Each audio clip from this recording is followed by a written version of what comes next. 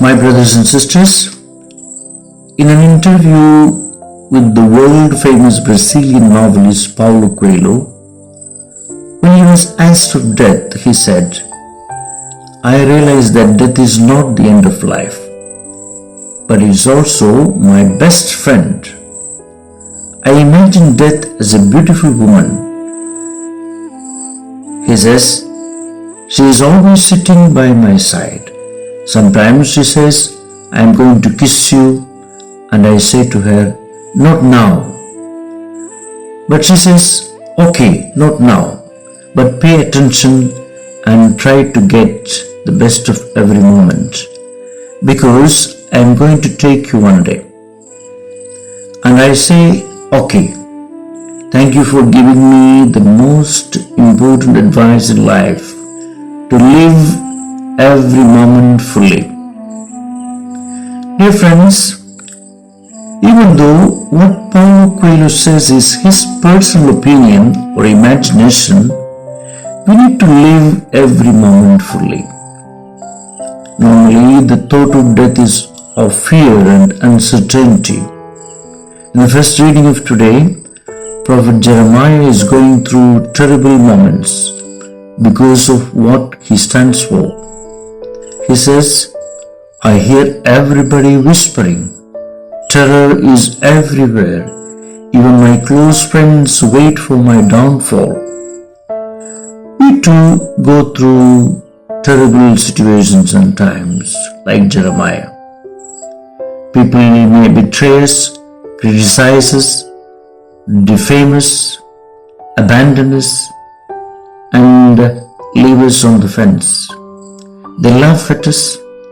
We lose our job, and a loved one may leave our home.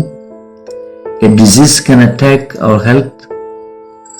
Hard situations and fears haunt the world, the church, and families and our children today.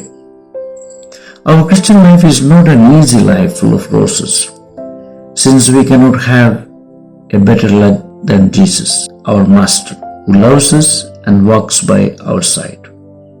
We must therefore live with confidence, since in Christ crucified we have an overabundance of grace, as we hear in the second reading of today.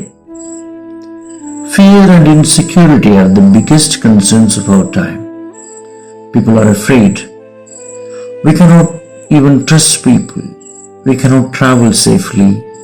Everyone doubts. Mistrust has gained a place in our hearts. Suspicion of everything, insecurity, and the need to defend oneself. In the midst of all these, the insistence of the gospel of today: do not be afraid. The invitation not to be afraid is repeated several times in the Bible. In today's first reading, the prophet appears confident in the hands of God. The teachings of Jesus in the gospel are addressed to his disciples and are intended to instill strength and courage in the face of rejection or persecution. Persecution is not something that happened centuries ago. It is happening right now. We hear news of Christians being persecuted here in our own country and abroad. We can forget Father Stan Swami, who was persecuted, imprisoned a few years ago because of his fight for tribal rights. We hear news of Manipur, where our brothers and sisters being persecuted, killed these days. This persecution had been there from the beginning. Christians were persecuted first by Jewish authorities and later by Romans for not accepting the emperor as God. And Christ knew well that Peter would die head down in Rome, his brother Andrew in Patras crucified. James would have his head cut off in Jerusalem, and his brother John would be thrown into a frying pan, taken out intact, and banished to the metal mines on Patmos. Jesus offers us today three motivations to face our challenges. First one, there is nothing hidden that does not come to be known. Second, do not be afraid of those who kill the body but cannot kill the soul. Third, you are worth more than hundreds of sparrows. So we Christians should continually echo these words of Jesus that invite us to overcome our fears in the face of new challenges. We are in God's hands.